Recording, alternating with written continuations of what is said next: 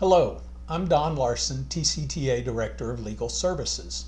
Welcome to TCTA's ongoing video series concerning issues of interest to our members.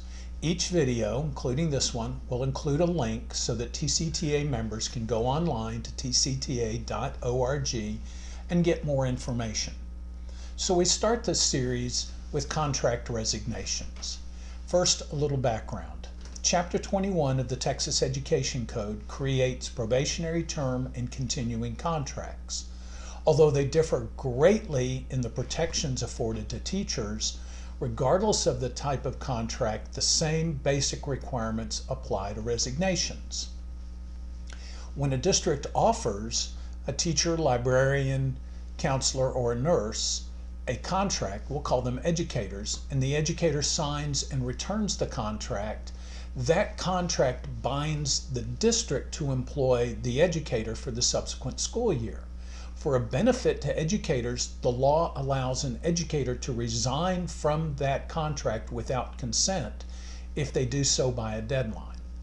Most educators have signed contracts for 2021, but vacancies are opening due to resignations and retirements. For those who decide to resign from their signed contracts, resigning may be as easy as turning in a resignation to HR and keeping a copy to show that the district received it.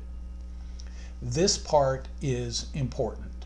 The law creates a penalty-free resignation date, the date on or before which an educator can resign without the district's permission and without the risk of sanctions.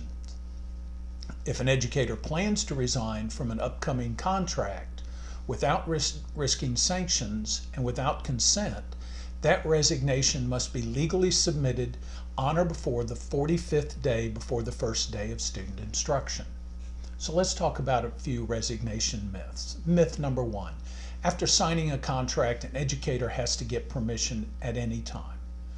That is clearly false. The law says that an educator can unilaterally resign from a signed contract on or before the 45th calendar day before the first day of student instruction, and a district cannot legally refuse to accept a timely submitted resignation.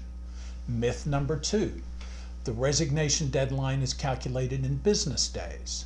That's also false. The law does not use business days. To find the deadline, start with the first day students in general return for classes either online or in person. The day before that day is day one, and count 45 days using each day of the calendar to find the deadline.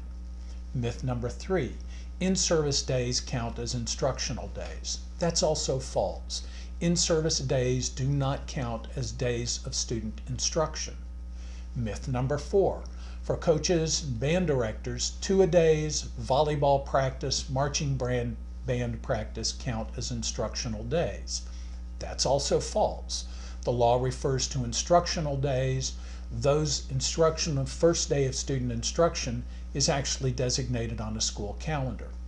Myth number five: if the resignation deadline falls on a holiday, for example, Friday of a 4-day work week, the resignation has to be submitted before that day. That's also false. The law says that an educator can resign by sending notice of resignation to the school district addressed to the Board of Trustees at the district's post office address, sent by certified mail or registered mail, and postmarked on or before the deadline. Myth number six: if an educator submits that resignation, the educator can subsequently rescind that resignation.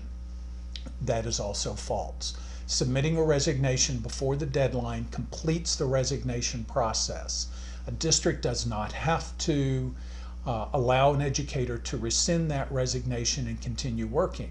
A district can require an educator to reapply on the same terms as a new applicant with no guarantee of being rehired.